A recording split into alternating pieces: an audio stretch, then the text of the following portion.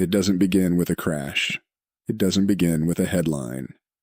It begins quietly, almost invisibly, in the background of ordinary life. A couple sits at a kitchen table in Toronto, staring at listings that feel more like fiction than reality.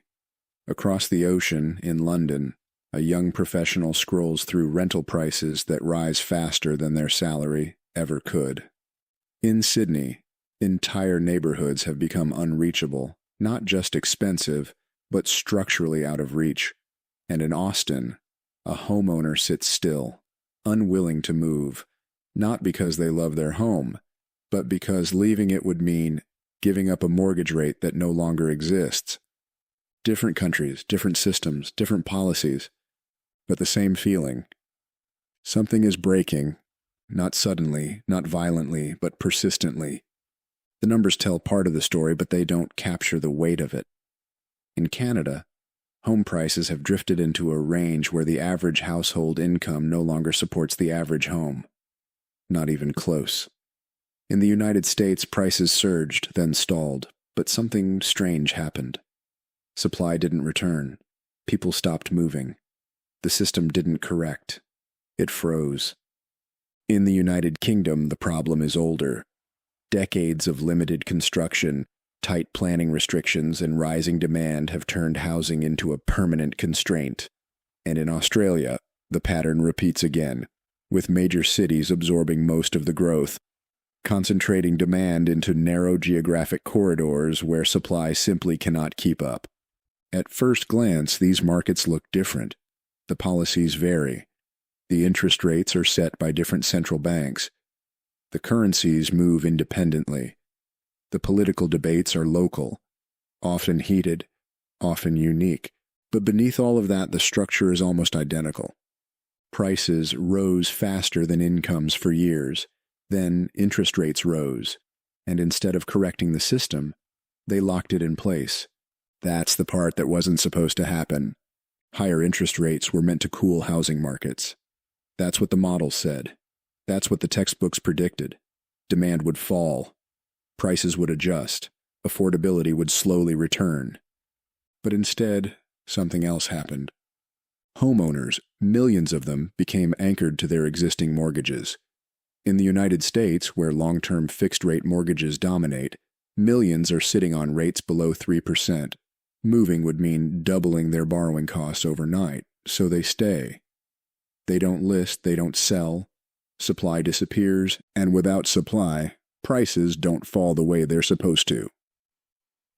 In Canada and Australia, where mortgage structures are shorter term and reset more frequently, the pressure shows up differently. Payments rise, households strain. But even then, forced selling hasn't surged in the way many expected. Instead, households adjust. They cut spending.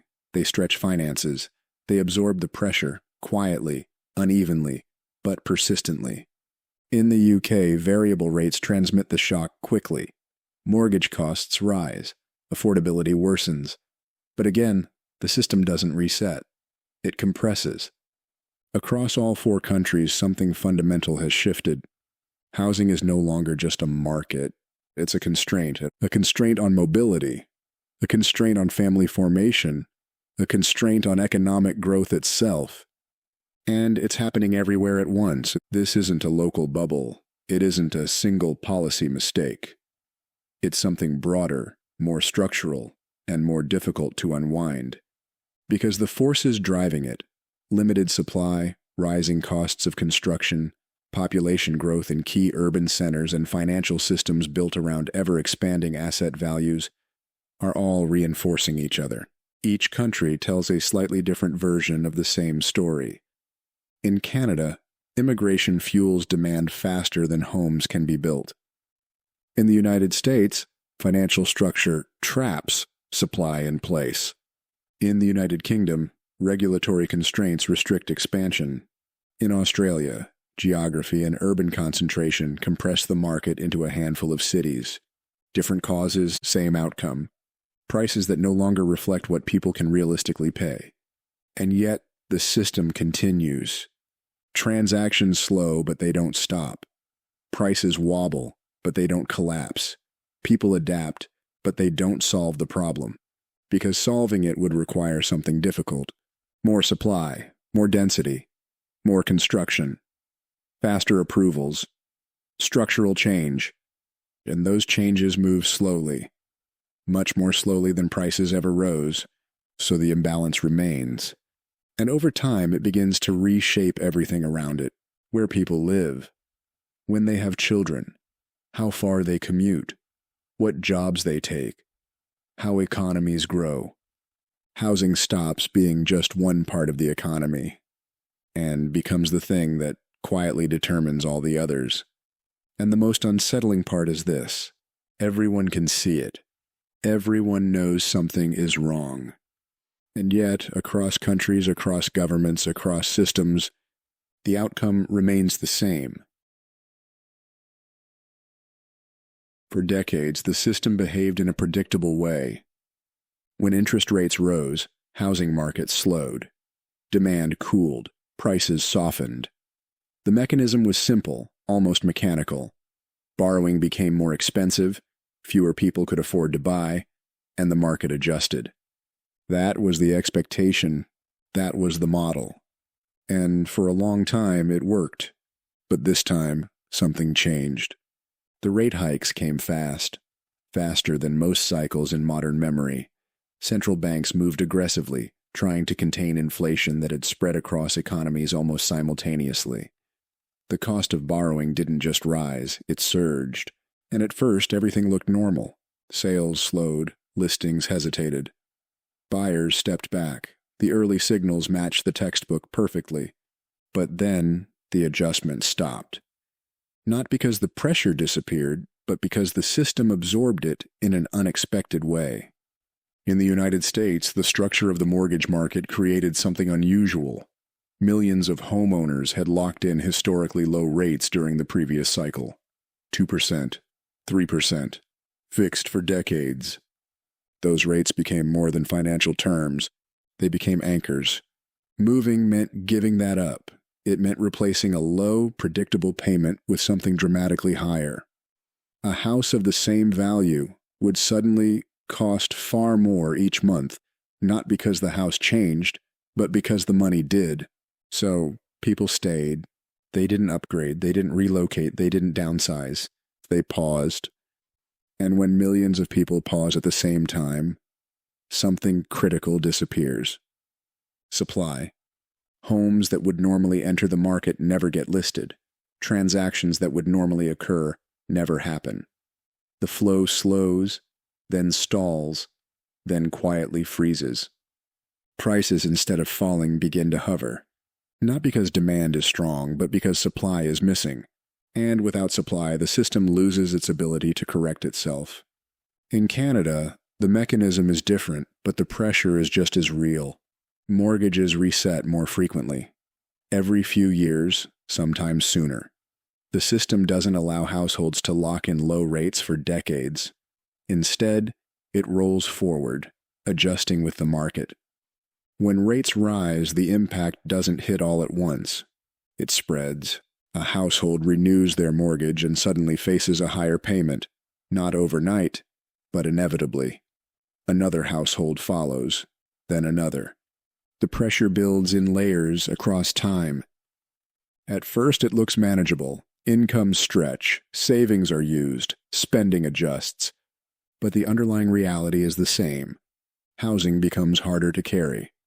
And yet, even under that pressure, widespread selling doesn't immediately follow. Not at scale. Not in the way models predict. Because people adapt before they give up. They cut discretionary spending, they delay decisions, they absorb the shock as long as possible. The system bends.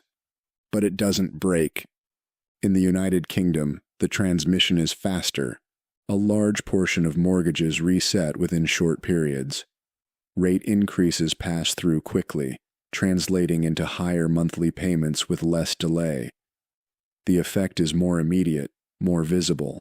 And still, the outcome doesn't fully align with expectations. Prices weaken, but they don't collapse. The system tightens, compresses, but holds. In Australia, Where variable rate mortgages are more common, the pressure is even more direct. Payments rise almost immediately as rates increase. Households feel the impact in real time. And yet again, the adjustment is incomplete, because across all these systems, something deeper is happening. Interest rates are no longer just influencing demand. They are reshaping behavior.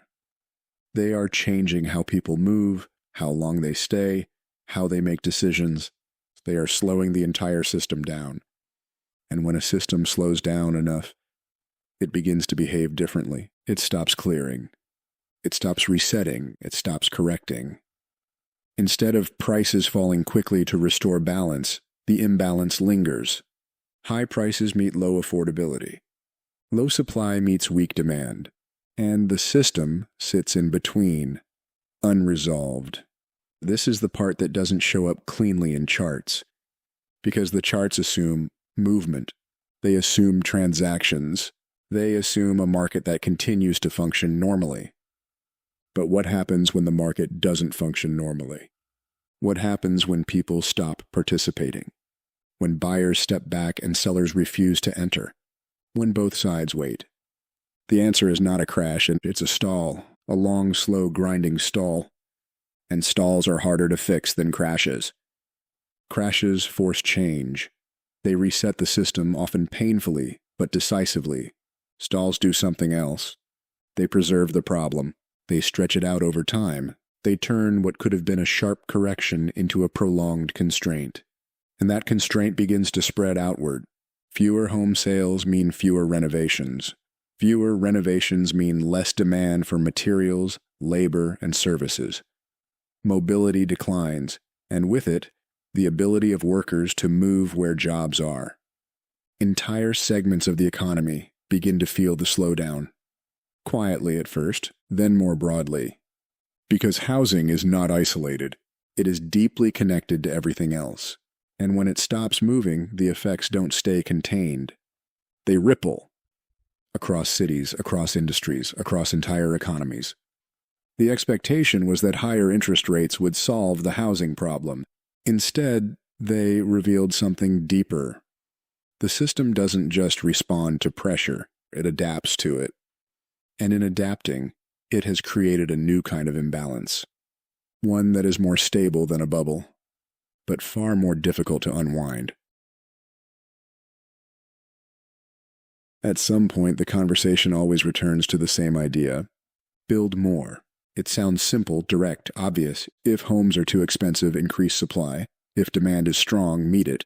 If prices are too high, build until they come down. That's the theory. But the reality is slower, heavier, and far more resistant to change. Because housing supply is not just a number, it's a system. And that system moves slowly. In Canada, the gap between population growth and housing construction has widened steadily. New residents arrive faster than new homes are completed. The imbalance isn't subtle, it's structural. Even when construction ramps up, it struggles to keep pace.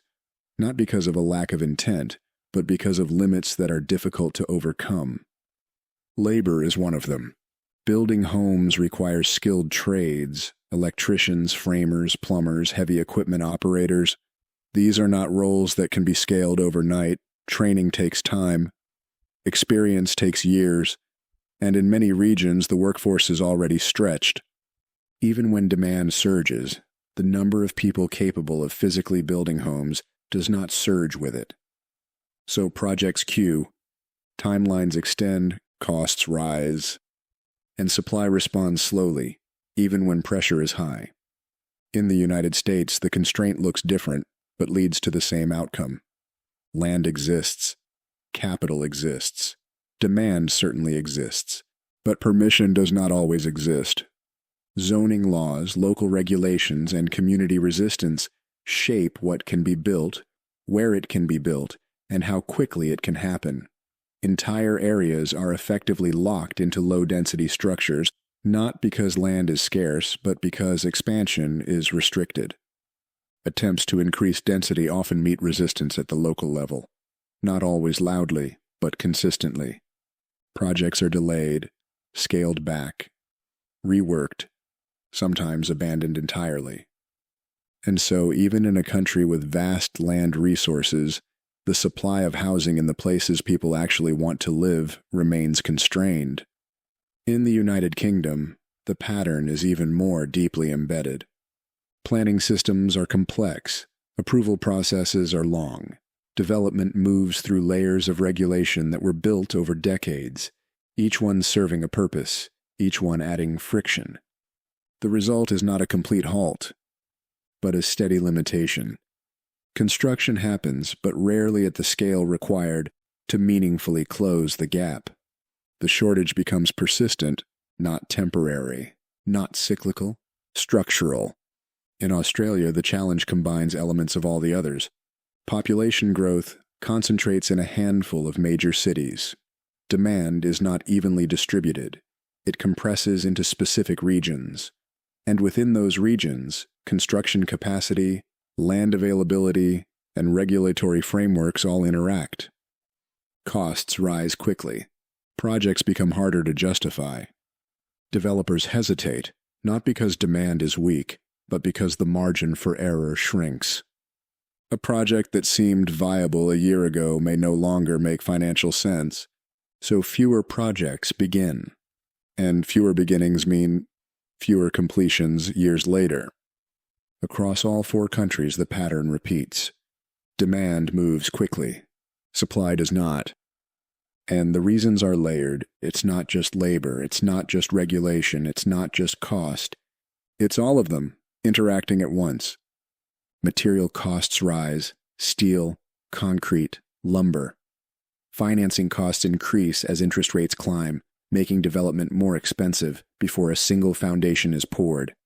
Approval timelines stretch, adding uncertainty and delay.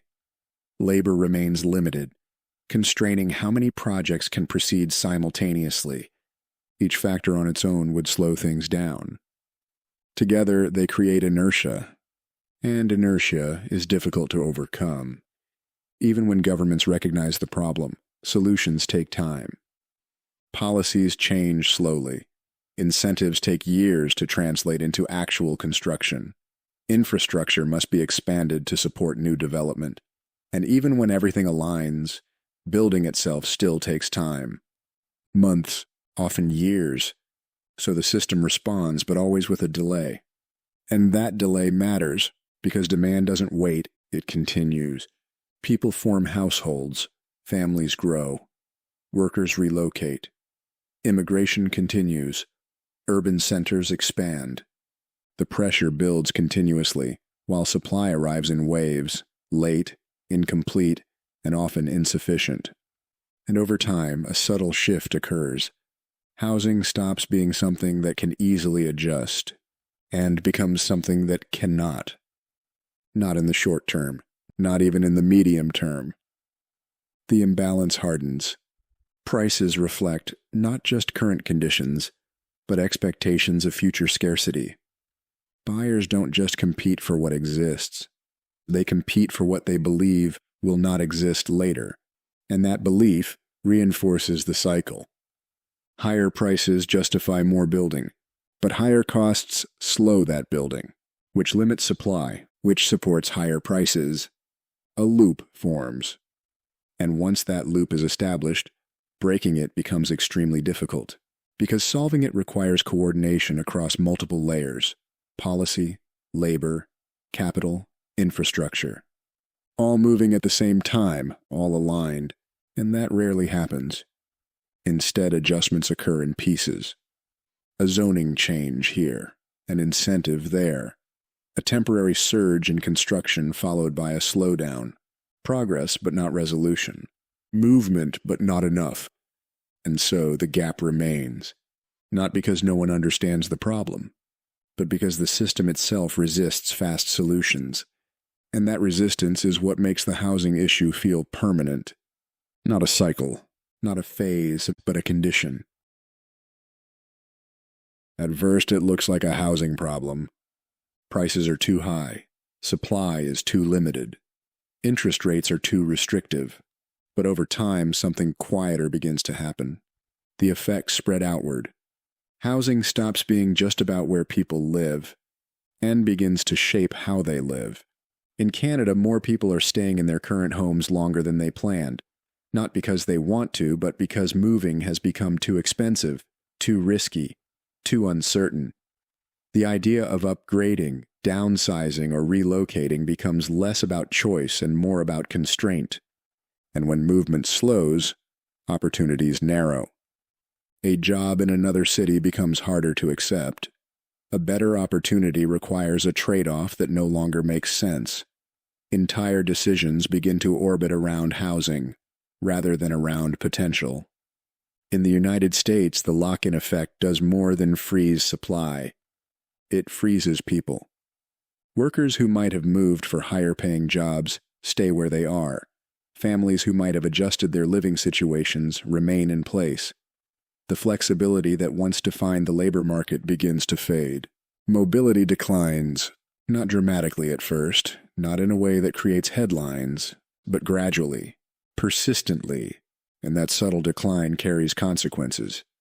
Because economies rely on movement, on people shifting toward opportunity, on labor flowing to where it's needed most.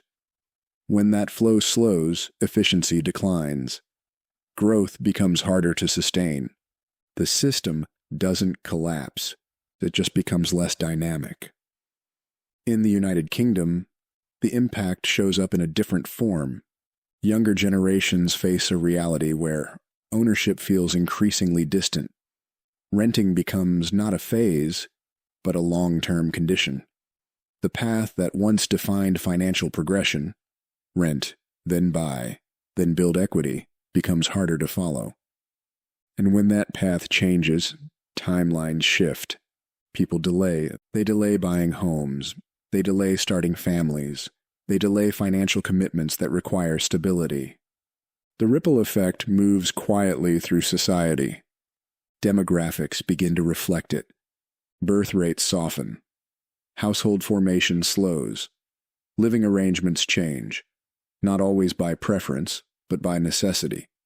In Australia, the pattern repeats again. High housing costs in major cities reshape how people think about space, proximity, and lifestyle. Commuting distances expand. Shared living becomes more common. The concept of affordability stretches to include compromises that would have been temporary in previous decades, but now feel permanent. Across all these countries, the same transformation is taking place. Housing is redefining the boundaries of what is possible, not through policy alone, not through a single decision, but through the accumulation of pressure over time. And that pressure divides. Those who already own property experience the system differently. Rising prices increase their wealth, at least on paper. Stability, even if imperfect, remains intact. The system works for them, or at least doesn't work against them in the same way. Those outside the system face a different reality. Prices rise faster than savings. Entry points move further away. The distance between owning and not owning expands. And over time, that distance becomes more than financial. It becomes structural. A dividing line, one that shapes not just wealth, but opportunity. Access to better neighborhoods, access to stability, access to long-term financial security. Housing, in this sense, becomes more than shelter. It becomes a mechanism through which inequality grows. Not suddenly, but steadily, quietly. And once that mechanism is in place, reversing it becomes extremely difficult. Because any attempt to significantly lower housing costs affects those who already depend on those values. Policies that might improve affordability can reduce asset values.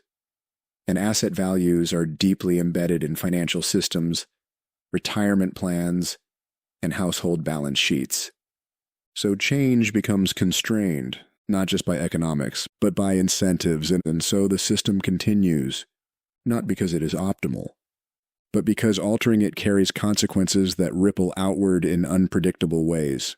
Meanwhile, the effects continue to accumulate. Spending patterns shift as more income goes toward housing. less remains for consumption, investment, and discretionary activity. Entire sectors feel the difference. Retail slows, services adjust, economic growth becomes more uneven. Because when housing takes a larger share of income, everything else must take less. And over time, the economy reshapes itself around that reality. Less mobility, delayed milestones, wider gaps, slower growth, all emerging from a single source, a system that no longer balances easily. And the most difficult part is this. None of these changes happen all at once. They happen gradually, quietly, in ways that are easy to miss in the moment but obvious in hindsight. A generation adjusts its expectations. A workforce becomes less flexible. An economy becomes slightly less dynamic. Year by year, decision by decision, constraint by constraint, until the change is no longer temporary, but structural. At this point, the problem seems clear. Prices are too high, supply is too limited. The system no longer adjusts the way it once did. So the question naturally follows, why not fix it? Why not build more lower prices and restore balance? The answer is not that no one is trying. It's that every solution carries a consequence. And those consequences don't stay contained. They spread. Lowering housing prices, for example, sounds like a direct path to affordability. If homes cost less, more people can buy. Access improves, the barrier to entry falls. But housing is not just a place to live. It is one of the largest stores of wealth in modern economies. For millions of households, it represents savings, stability, and long-term security. Retirement plans are built around it. Financial systems are anchored to it. Lending structures depend on it. A significant drop in housing prices doesn't just affect buyers. It affects balance sheets. It affects confidence. It affects the broader financial system. So, policies that would sharply reduce prices are approached cautiously. Not because affordability doesn't matter, but because stability also matters, and the two are not always aligned. Increasing supply is often presented as the cleanest solution. Build more homes, reduce the shortage, let the market rebalance. But as the system has already shown, supply does not respond quickly. Even when policies shift, even when incentives are introduced, the effects take time, years in many cases. And during that time, demand continues. Pressure remains. And even when supply does increase, it doesn't always land where it's needed most. Geographic constraints, infrastructure limitations, and local dynamics shape outcomes in ways that are difficult to control centrally. Lowering interest rates is another lever. Cheaper borrowing can improve affordability in the short term. Monthly payments fall. Buyers return. Activity increases. But that same mechanism can push prices higher again. More demand, fueled by easier credit, meets the same constrained supply. And the cycle reinforces itself. Higher wages could, in theory, solve part of the problem. If incomes rise faster than housing costs, affordability improves. But wages don't exist in isolation. Rising incomes can increase purchasing power, which in turn can push housing demand higher, especially in constrained markets. The system adjusts again, and the gap persists. Every path forward seems to loop back into the same structure, a set of trade-offs that cannot be avoided. Improve affordability too quickly, and you risk destabilizing the financial system. Protect stability too strongly, and affordability continues to erode. Accelerate construction, and you encounter resistance, cost, and delay. Ease credit, and you risk inflating the very problem you're trying to solve. There is no single lever, no isolated fix, only a network of interconnected forces, each reacting to the others. And within that network, decisions are not made in isolation. They are shaped by incentives. Homeowners, who represent a large portion of the population in these countries, benefit from rising or stable prices. Their financial position improves as values increase. Their sense of security is tied, in part, to the stability of those values. Policies that threaten that stability are difficult to implement, not because they are misunderstood, but because they are unpopular. At the same time, those outside the market face growing pressure. Barriers rise, timelines extend, opportunities narrow. And yet, their influence on policy is often more diffuse, less concentrated, so the system leans toward preservation, not change, toward stability, not reset. And that bias shapes outcomes over time. It doesn't stop all reform, but it slows it, dilutes it, redirects it, until what remains are partial measures, incremental adjustments, efforts that improve conditions at the margin, but do not fundamentally alter the structure. And so the system continues, not because it is balanced, but because it is stable enough to function, stable enough to avoid collapse, but not stable enough to resolve the underlying tension. And that tension remains across countries, across markets, across time, the same problem expressed in different ways. Prices that exceed incomes, supply that cannot keep pace, policies that cannot fully align, and a system that adapts, absorbs, and persists, not broken in a way that forces immediate correction, but not functioning in a way that restores equilibrium. Something in between, a condition that endures. And the most difficult part is not identifying the problem. It is accepting the nature of it, that there may not be a clean resolution, that the system may not return to what it once was, that housing in many of these economies has shifted from a responsive market to a constrained one, and constrained systems do not correct quickly. They adjust slowly, over long periods of time, through gradual change, through generational shifts, through policies that accumulate rather than transform. And in that slow adjustment, the world around housing continues to evolve. Expectations change, behaviors change. Entire economic patterns begin to adapt to a new baseline, not one defined by balance, but by constraint, and that may be the most important realization of all. Not that the system is about to break, but that it may continue, like this,